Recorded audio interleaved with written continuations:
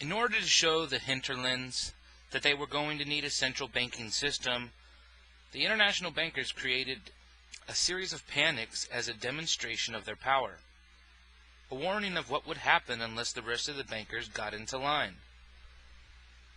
The man in charge of conducting these lessons was J. Pierpont Morgan, American-born but educated in England and Germany. Also known as J.P. Morgan, you probably heard of that name. Morgan is referred to by many, including Congressman Louis McFadden, a banker who for 10 years headed the House Banking and Currency Committee, as the top American agent of the English Rothschilds. By the turn of the century, J.P. Morgan was already an old hand at creating artificial panics. Such affairs were well coordinated.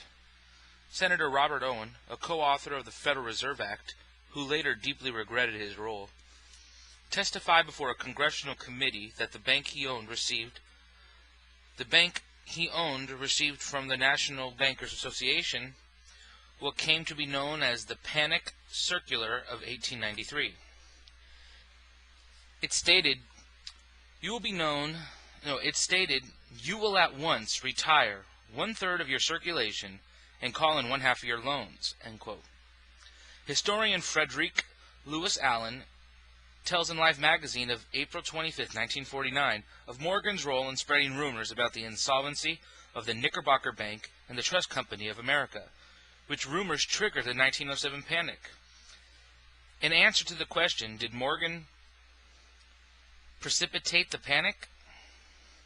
Allen reports, Oakley Thorne, the president of that particular trust company, testified later before a congressional committee that his bank had been subjected to only moderate withdrawals, that he had not applied for help, and that it was the Morgan's sore point statement alone that caused the run on his bank. From this testimony, plus the disciplinary measures taken by the clearinghouse against the Hines, Morse, and Thomas banks, plus other fragments of supposedly pertinent evidence, certain chroniclers have arrived at the ingenious conclusion that the Morgan interests took advantage of the unsettled conditions during the autumn of 1907 to precipitate the panic, guiding it shrewdly as it progressed so that it would kill off all rival banks and consolidate the preeminence of the banks within the Morgan orbit. The panic, which Morgan had created, he proceeded to end almost single-handedly. He had made his point, Frederick Allen explains, quote, the lesson of the panic of 1907 was clear, though not for some 6 years was it destined to be embodied in legislation. The United States gravely needed a central banking system, end quote. The man who was to play the most significant part in providing America with a central bank was Paul Warburg, who along with his brother Felix had immigrated to the United States from Germany in 1902.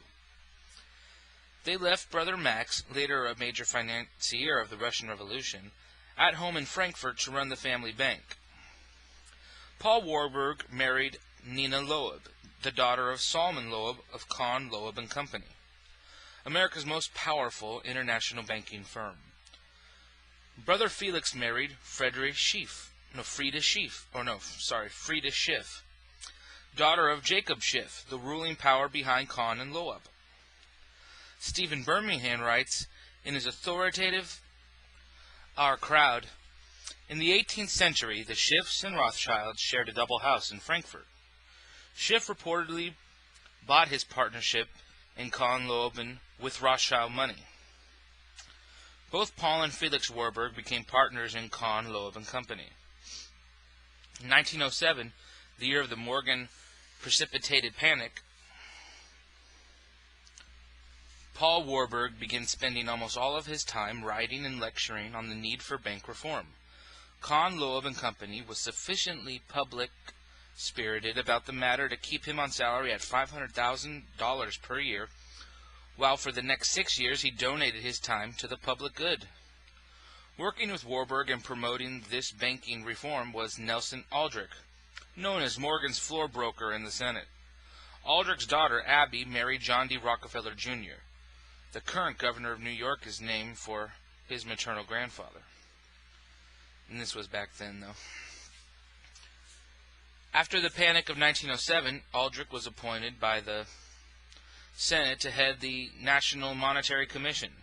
Although he had no technical knowledge of banking, Aldrich and his entourage spent nearly 2 years and $300,000 of the taxpayers' money being wined and dined by the owners of Europe's central banks as they toured the continent studying central banking. When the commission returned from its luxurious junket, it held no meetings and made no report for nearly 2 years. But Senator Aldrich was busy arranging things. Together with Paul Warburg and other international bankers, he staged one of the most important secret meetings in the history of the United States. Rockefeller agent Frank Vanderlip admitted many years later in his memoirs, "Despite my views about the value to society of greater publicity for the affairs of corporations, there was an occasion near the close of 1910 when I was as secretive, indeed as furtive, as any conspirator. I do not feel it is any exaggeration to speak of our secret expedition to Jekyll Island as the occasion of the actual conception of what eventually became the Federal Reserve System." The secrecy was well warranted. At stake was control over the entire economy. Senator Aldrich had issued confidential invitations to Henry P. Davison of J.P. Morgan and Company, Frank A. Vanderlip, president of the Rockefeller-owned National City Bank, A. Piatt Andrew, assistant secretary of the Treasury, Benjamin Strong of Morgan's Bankers Trust Company, and Paul Warburg. They were all to accompany him to Jekyll Island, Georgia, to write the final recommendations of the National Monetary Commission report. At Jekyll Island, writes B.C. Forbes in his Men Who Are Making America book, after a general discussion, it was decided to draw up certain broad principles on which all could agree. Every member of the group voted for a central bank as being the ideal cornerstone for any banking system. Warburg stressed that the name central bank must be avoided at all costs. It was divided to promote the scheme as a regional reserve system with 4, later 12, branches in different sections of the country. The conspirators knew that the New York Bank would dominate the rest, which would be marble, white elephants to deceive the public. Out of the Jekyll Island meeting came the completion of the Monetary Commission report and the Aldrich Bill. Warburg had proposed the bill be designated the Federal Reserve System, but Aldrich insisted his own name was already associated in the public's mind with banking reform, and that it would arouse suspicion if a bill were introduced which did not bear his name. However, Aldrich's name attached to the bill proved to be the kiss of death, since any law bearing his name was so obviously a project of the international bankers. When the Aldrich Bill could not be pushed through Congress, a new strategy had to be devised. The Republican Party was too closely connected with Wall Street. The only hope for a central bank was to disguise it and have it put through by the Democrats as a measure to strip Wall Street of its power. Does that sound familiar? The opportunity to do this with the approach of the 1912 presidential election. Republican President William Howard Taft, who had turned against the Aldrich Bill, seemed a surefire bet for re-election until Taft's predecessor, fellow Republican Teddy Roosevelt, agreed to run on the ticket of the Progressive Party. In America's 60 Families, Ferdinand Lundberg acknowledges, as soon as Roosevelt signified that he would again challenge Taft, the president's defeat was inevitable. Throughout the three-cornered fight between Taft, Roosevelt, and Wilson, Roosevelt had Morgan agents Munsey and Perkins constantly on his heels, supplying money, going over his speeches, bringing people from Wall Street in to help, and in general carrying the entire burden of the campaign against Taft. Perkins and J.P. Morgan and Company were the substance of the Progressive Party. Everything else was trimming.